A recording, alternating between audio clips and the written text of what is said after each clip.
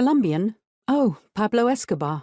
Cool, European and North Americans often exclaim when David introduces himself. A man from whom he bought a second-hand keyboard praised Escobar's brilliance, while a female cashier at Western Union confessed her attraction to the drug lord and explained how Escobar inspired her to learn Spanish.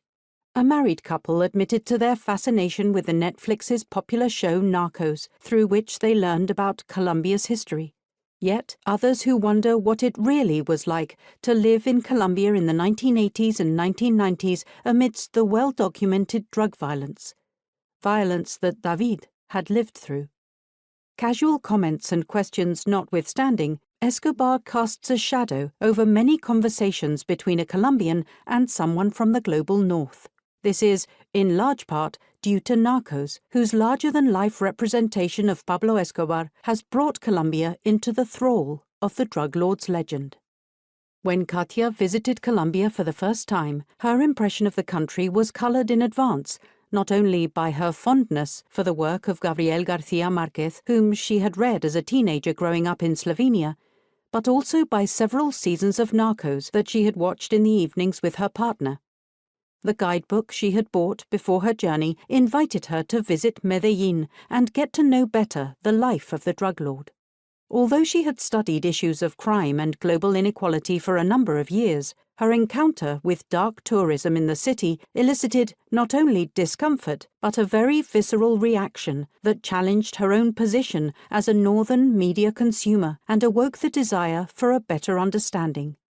This audiobook explores what happens to a society when trauma becomes a commodity and to a city, Medellín, when it is haunted by the image of a man responsible for its mass victimization. The audiobook is motivated by our shared, long-standing interest in issues of crime and global inequality. In our everyday life as academic criminologists, we examine how the global North-global South relations affect the patterns of ecological destruction, migration, and border control, as well as our knowledge of these phenomena. In some ways, the subject of this audiobook lies outside our usual spheres of interest. However, it had touched us on a personal level. The audiobook's findings challenge the practices of media consumption, cultural symbols, and knowledge paradigms that underlie our daily lives, not only as academics, but also as citizens and consumers. On an ordinary quiz night at a pub in Oslo, for example, we might face an opposing team called Pablo Escobar. The cover design of this book is based on a Google Maps search result for Escobar Pub. And although not every Escobar pub is named after the drug lord, the number of those that are is astounding, as is their proliferation around the world.